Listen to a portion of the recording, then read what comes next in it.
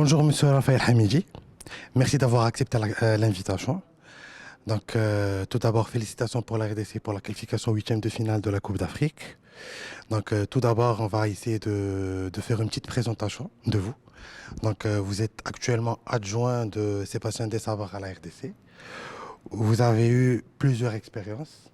Vous avez porté plusieurs casquettes en tant qu'entraîneur, adjoint et directeur technique. Donc, parlez-nous un petit peu de votre parcours et surtout, peu de gens connaissent que vous avez eu une petite expérience au Maroc avec le Wydad de Casablanca. Oui, en effet. Commencer déjà par peut-être ma vocation d'entraîneur de football que j'ai eu relativement tôt, puisque adolescent, pendant que j'étais jeune joueur de football, j'ai eu la chance de mettre le pied de l'autre côté et de m'occuper des tout petits en tant qu'entraîneur. Et c'est là que la passion est venue. Donc on s'est formé. Au fur et à mesure de la carrière de joueur, on passait quand même les diplômes d'entraîneur. Et puis on essayait aussi, tant que c'était possible, puisqu'on jouait le week-end, d'entraîner dans les clubs où j'évoluais. C'est ce que je demandais quand je signais les contrats avec les clubs, avec les présidents. Voilà, ce qui a fait que à la fin de ma carrière de joueur, naturellement, je suis passé de l'autre côté de façon vraiment active. Et la suite s'est fait naturellement, donc en ayant passé la totalité des diplômes qu'a besoin un entraîneur pour exercer. Et puis ensuite, c'est de l'expérience jusqu'à aujourd'hui. Donc il y a eu, il me semble, 10 pays et 4 continents. Donc voilà, je reviens sur le continent africain parce que je reviens, j'y étais déjà avant et pendant plusieurs années, et notamment ici avec vous au Maroc, puisque j'ai fait de 2007 à 2012 le Wydad de Casablanca, où j'ai été directeur technique du club et puis intérimaire aussi lorsque malheureusement on a dû se séparer de certains entraîneurs, le temps de retrouver un autre entraîneur. Donc, et aujourd'hui, depuis 3 ans et demi, adjoint de Sébastien Desabre avec la République démocratique du Congo et aujourd'hui ici avec vous dans cette CAN. Parlons de la RDC. Elle a terminé avec 7 points lors de la phase de poule, avec 2 victoires et un match nul. Pour vous, quelle est votre analyse de ces 3 premiers matchs? Elle finit effectivement, comme vous dites, avec 2 victoires et puis un match nul. Mais on est aujourd'hui le 31 décembre 2025 et je veux rappeler aussi que la RDC finit quand même l'année 2025 avec 14 matchs, dont 12 victoires, un match nul et une défaite. Donc c'est à souligner. Ce qui est dans la continuité effectivement donc de cette phase de groupe où on arrive on rentre timidement malgré la victoire dans la compétition, le temps un petit peu de se décrisper. On ramène les 3 points, c'était le plus important. Il n'y a jamais mieux qu'une victoire pour bien rentrer dans la compétition. On retrouve nos amis sénégalais sur le deuxième match, où on les avait déjà rencontrés en septembre. Et puis l'année dernière aussi, on avait fait un partout à Dakar. Malheureusement, en septembre, on avait presque la victoire au bout. Et puis dans les dernières minutes, après avoir mené 2-0, ils gagnent 3-2. Et puis encore un excellent match, donc une très belle confrontation africaine et qui s'est soldée par un match nul. On menait encore 1-0, ils ont pu revenir. Voilà, et puis on a vu hier aussi ce joli match de clôture de poule. On gagne 3-0 contre le Botswana. Et surtout, voilà, cette très belle attitude et comportement des joueurs qui ont été jusqu'au bout chercher les 4 buts dont on avait besoin pour finir premier de la poule. Malheureusement, un but qui nous a été refusé. Voilà, donc on est plus que dans les rails, on est dans le sujet. droit à l'objectif. On est maintenant, comme je vous ai dit, je vous ai rappelé un peu cette année 2025 qu'on a faite. Les prestations nous donnent droit aux ambitions. Et nous, notre ambition, c'est pas du classique, c'est juste aller au bout de cette compétition. On y croit. Le coach Sébastien nous le répète quand il le faut. Les joueurs l'ont compris, ils y croient aussi, ils savent qu'ils en sont capables. Voilà, on croit en eux pour aller au bout de cette CAN.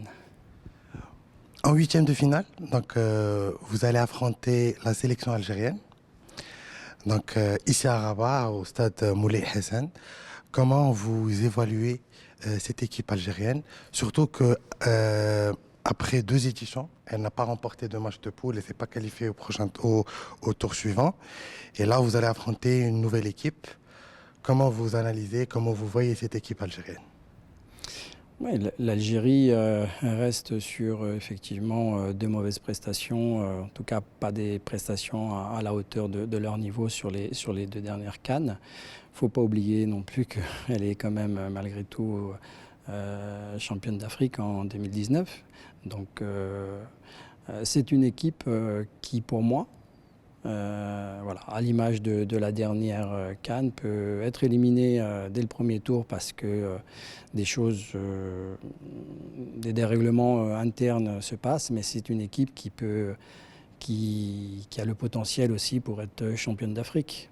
On les jouera le 6, vous avez dit, le stade Moulay El Hassan, un stade aussi qui à nous réussit puisque c'est là qu'on a éliminé le Nigeria et qu'on s'est qualifié pour les barrages intercontinentaux du mois de mars pour aller en Coupe du Monde. Et voilà, un match ouvert, un grand match de football africain, de grandes équipes avec de l'histoire, de la culture. Et puis 2 équipes en forme parce qu'ils ont aussi un très beau parcours en phase de qualification. Et puis là, ils vont jouer tout à l'heure, ils peuvent faire 9 points sur 9. Donc c'est tant mieux. Je me réjouis de jouer une équipe algérienne qui est au top, plutôt qu'une équipe algérienne convalescente, comme c'était le cas lors de la dernière CAN en Côte d'Ivoire. En parlant de stade, vous et la RDC, vous avez eu l'occasion de jouer dans 3 stades différents, que ce soit Moulay El Hassan, El Berid hier et le grand stade de Tanger. Comment vous trouvez les stades, les pelouses, les infrastructures actuellement au Maroc? Les infrastructures qu'on a eu l'occasion de voir et d'évoluer dessus, elles sont tout simplement au top. C'est topissime. C'est topissime, que ce soit tant dans les terrains d'entraînement qui sont mis à disposition avec également aussi le matériel et les stades de compétition. Voilà, donc on est dans une petite période pluvieuse au Maroc. Hein. Dieu merci, alhamdoulilah, il y a de la pluie au Maroc. C'est bien aussi parce que ça nous rend, c'est bien pour notre jeu, ça nous donne de la vitesse dans l'utilisation du ballon. Et c'est des stades aussi qui, pour moi, ils sont embellis par... alors nous, sur nos matchs, hein, on a eu la chance d'avoir le public. Et le public, j'ai vu beaucoup de publics marocains aussi qui, je pense qu'ils nous aiment bien. Ils sont beaucoup avec nous. Bien sûr, on a la chance d'avoir notre public congolais qui est venu, toute la diaspora qui est venue d'Europe, qui est descendue, celle qui est aussi présente au Maroc puisqu'elle est installée. Et on a nos supporters qui sont venus du pays. Donc on a une influence qui lors de nos matchs pour nous est intéressante. On est dans des conditions top pour vraiment jouer au football et que cette CAN soit vraiment réussie en termes de spectacle sur le terrain. Toujours en parlant des supporters, j'ai eu l'occasion d'assister à 2 matchs de la RDC. Le premier contre le Bénin et le dernier contre le Botswana hier. Et j'ai vu qu'il y avait une présence très très importante des supporters. Et on a vu que les supporters, ils étaient là pour supporter, pour essayer de faire un peu pour pousser l'équipe. Est-ce que vous voyez que l'importance de la présence des supporters, elle est importante pour les joueurs, pour le groupe? Pour nous, d'une façon générale, on l'appelle le 12e homme, c'est pas pour rien, et c'est vrai que à travers le monde, les équipes en général ont besoin de leurs supporters. Nous, au niveau de la RDC, nos joueurs et puis tout le staff, c'est vraiment un apport significatif. Ils sont là, présents, on voit leur joie, vous voyez comment ils sont expressifs, du début à la fin, ça chante, ça crie, ça danse. Nous, on le reçoit directement et on le perçoit. On le perçoit. On sait que c'est la même chose au pays. Il y a une attente importante des Congolais et des Congolaises à travers notre équipe nationale, à travers les résultats. Et cette joie présente lors des matchs, on la retrouve aussi au pays. Il n'y a qu'à voir quand on traverse Kinshasa pour aller de l'aéroport à l'hôtel, cette joie qui est exprimée par le peuple lorsqu'il voit le bus passer, quoi. Donc c'est important et c'est vraiment, sans être banal et classique, c'est vraiment un jour supplémentaire pour nous lors de nos matchs, notre public. Aujourd'hui, il y a la phase de groupe de la Coupe d'Afrique qui se clôture avec 4 matchs. Est-ce que vous avez eu le temps de regarder quelques matchs et comment vous trouvez le niveau des équipes, des matchs lors de cette 35e édition de la Coupe d'Afrique?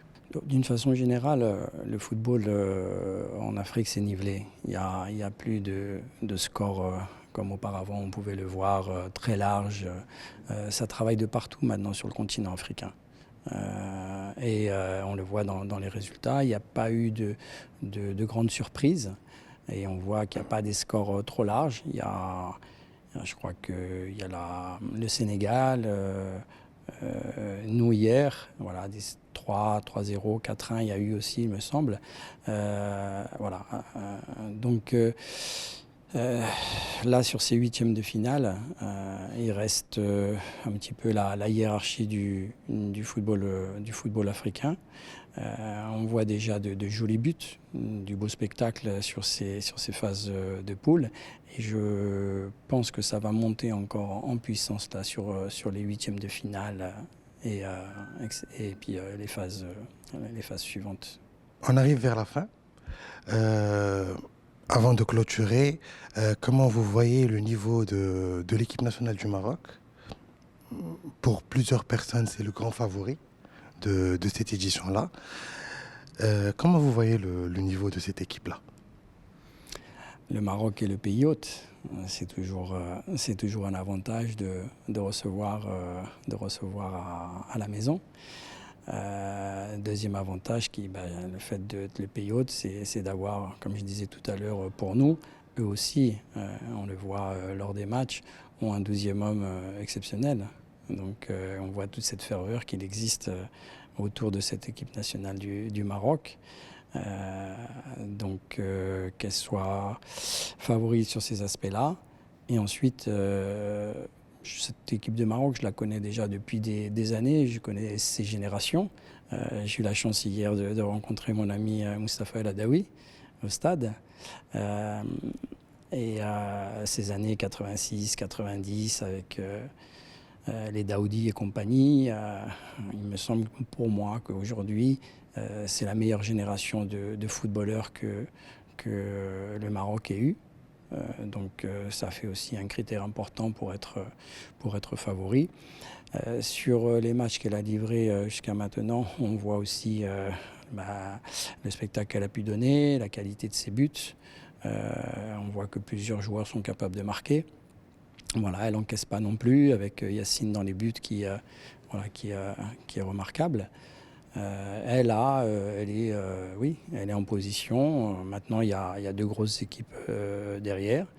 Il y a deux Saoudiens aussi qui n'ont pas dit leur dernier mot. En tout cas, quoi qu'il en soit, je souhaite au Maroc vraiment d'aller le plus loin possible dans cette compétition, que ce soit une fête pour elle. Maintenant, elle risque peut-être d'être gâchée si elle rencontre la RDC. Pour terminer, un dernier message aux supporters, aux Congolais et à toutes les personnes qui suivent et qui supportent la RDC. D'une façon générale, aux supporters, tous les supporters confondus, dans un premier temps, parce que j'ai vu des choses très belles sur cette phase de groupe. J'ai vu des supporters marocains avec le maillot, la tenue et le drapeau algérien à la main, supporter l'équipe nationale d'Algérie. Ça me réchauffe le cœur. Et puis ensuite, à nos supporters, de les remercier pour cette phase de groupe. On remercie souvent les joueurs, le staff, parfois eux après ou pas. Et il faut aussi mettre ces supporters en avant parce qu'on voit leur comportement aussi, comme je vous ai dit, sans relâche, du début à la fin, à l'échauffement, être vraiment avec nos joueurs, accompagner nos léopards. Ils le font de belle façon, de façon aussi originale. Vous voyez les tenues qu'ils ont, les positions qu'ils prennent. Voilà, donc continuez, on a besoin de vous pour ces huitièmes de finale. Et voilà, on compte sur vous et on compte sur tous les supporters en général, des autres pays, des autres nations, pour rendre cette CAN vraiment exceptionnelle, que ce soit la plus belle CAN jusqu'à aujourd'hui. Écoutez, Monsieur Raphaël Hamidji, merci beaucoup.